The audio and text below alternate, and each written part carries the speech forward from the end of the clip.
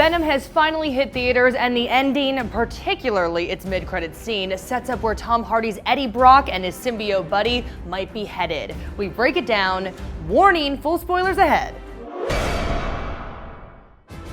Venom saves the world. He destroys Carlton Drake, the symbiote Riot, and the Life Foundation spaceship. And it looks like the Venom symbiote itself burns up in the explosion, even saying goodbye to Eddie as it falls into the water. But then time passes, and while Eddie is enjoying coffee on a stoop, he hears a voice in his head again. Venom's back. Why did Venom say bye earlier? Who knows? We'll chalk it up to a dramatic misdirect. Then we see Eddie and Venom discussing the terms of their relationship going forward. Eddie lays out, if you're gonna stay, you will only hurt bad people. And maybe kill them, depending on the circumstances. Eddie tells Venom there are still good people in the world. He can tell the good and bad people apart. Eddie has now essentially made his deal with the devil, crafting terms as favorable to himself and his conscience as possible. Talk about a symbiotic relationship.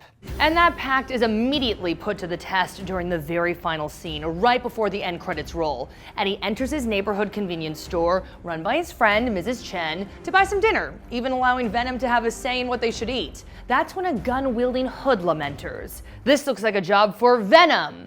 Much to the shock of both the Hood and Mrs. Chen, Venom confronts the criminal, telling him he's going to rip his limbs off and let what's left of him blow down the street like a bird in the wind. Yep, that epic line we can't forget. Eddie and the symbiote, now working together like some sort of dynamic duo, tells the Hood, we are Venom.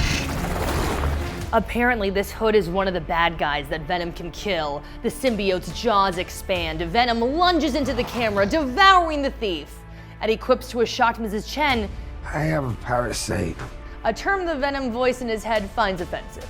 My name is Chen. So Venom basically ends like a buddy movie with these two losers learning how to work with one another. The end credits roll, but then there's an MCU-style tag scene setting up a potential Venom 2. Eddie, now a working reporter again, visits San Quentin State Prison to interview an inmate. There, inside a cell, within the cell, is serial killer Cletus Cassidy, played by Woody Harrelson. Wearing a curly red wig to better resemble the comic book character, Cletus is writing in blood on his cell wall as Eddie approaches him.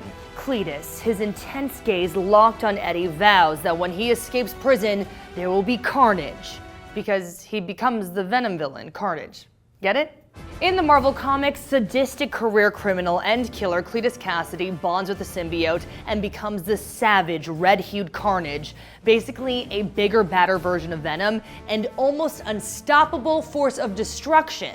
And Venom's hatred of Carnage is great enough to make this one-time Spider-Man villain become an anti-hero.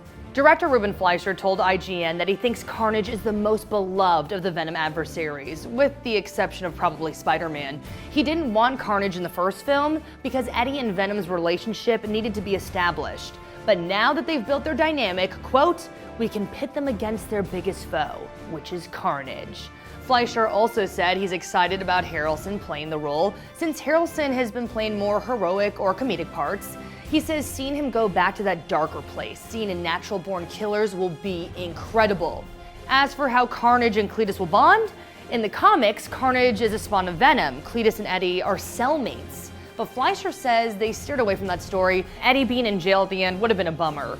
But he did want Eddie and Cletus to be in jail cell proximity, leaving the door open.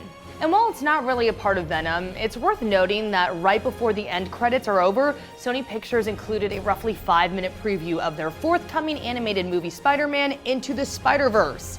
The scene shows the first time Miles Morales meets an older, alternate universe version of Peter Parker at the grave of Peter in Miles' universe. A chase scene ensues as the cops pursue a web-together Miles and Peter through traffic as they're dragged along by an elevated train. How many more spider people are there?